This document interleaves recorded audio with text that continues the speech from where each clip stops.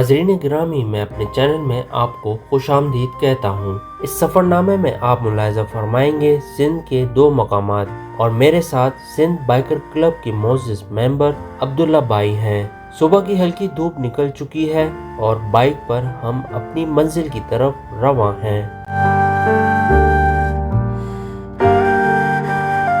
ہمارا پہلا پڑاؤ سندھ میں ایک خوبصورت مقام ہرجینہ ہے۔ یہاں سے گزرتا ساحل سمندر اور گھنا جنگل اس مقام کو مزید پرکشش بناتا ہے۔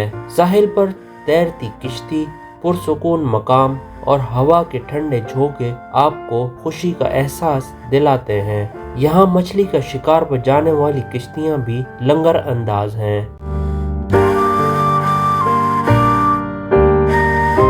دوپہر کے کھانے کا وقت ہو چکا۔ کیفے ایان پر ہم نے بھنڈی روٹی اور چائے کے مزے لیے۔ یہاں سے آگے کو بڑھے اور اب ہماری منزل سندھ کے تاریخی اور اس کا شمار دنیا کے بڑے قبرستانوں میں سے ایک مکلی کا قبرستان ہے۔ راستے کے حسین نظارے دیکھتے ہوئے ہم مکلی کے داخلی دروازے پر پہنچے تو معلوم کرنے پر پتہ چلا کہ یہ دروازہ بند ہے۔ عقب سے ایک چھوٹا داخلی دروازہ کھلا ہے جہاں سے ہم شہر خاموشہ میں داخل ہو گئے۔ مکلی قبرستان کی تاریخ 14 سے 18 صدی تک سندھی تہذیب سے جا ملتی ہے۔ اس قبرستان میں کم و بیش 5 لاکھ کے قریب قبریں موجود ہیں، جن میں 400 سال پرانے شاہی خاندان کے مقبرے بھی موجود ہیں، جن کا تعلق سما یعنی جام خاندان، تارخان یعنی وسطی ایشیائی خاندان، ارغن یعنی منگول خاندان اور مغل خاندان کے مقبرے موجود ہیں۔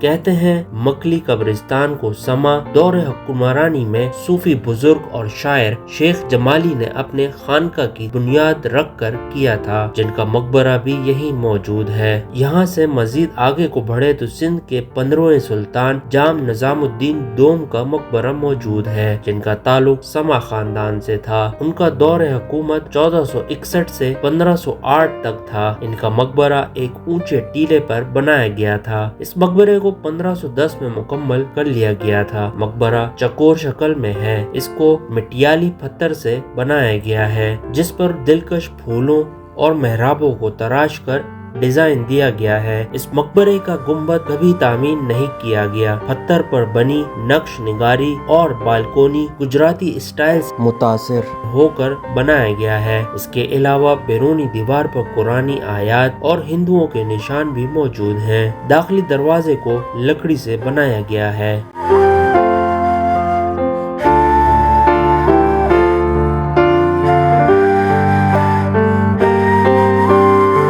اس کے علاوہ یہاں فتح خان بائی کا مقبرہ بھی موجود ہے، جس کی حالت ابتر ہو چکی ہے۔ اندرونی اور بیرونی دیوار پر خام مال متاثر ہو چکا ہے۔ وقت کی بے رحمی نے اس مقبرے کی خوبصورتی کو ماند کر دیا ہے۔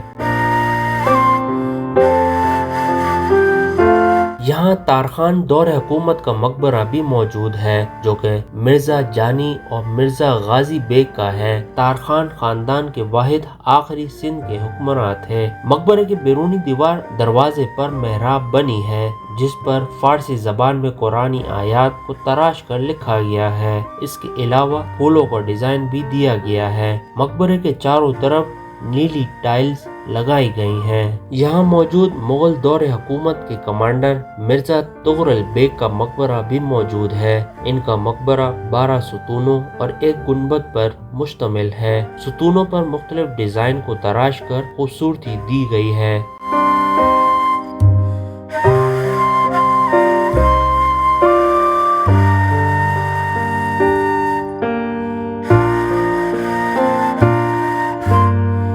سب مقبرہ کو دیکھنے کے بعد یہاں سے باہر جانے کے لیے راستے پر گامزن ہو گئے۔ مکلی قبرستان کی حالت اب وقت گزرنے کے ساتھ ابتر ہوتی جا رہی ہے، جس کی بنیادی وجہ نامناسب دیکھ بھال اور موسمیاتی تبدیلی ہے۔ اس قبرستان کو 1981 میں یونیسکو ورلڈ ہیریٹیج میں شامل کر لیا گیا تھا۔ دھوپ کی شدت بہت زیادہ تھی، جس کی بنا پر ہم نے سندھ کا مشہور روایتی شربت ٹھنڈا تھادل پیا، جو کہ بہت ہی لذیذ تھا۔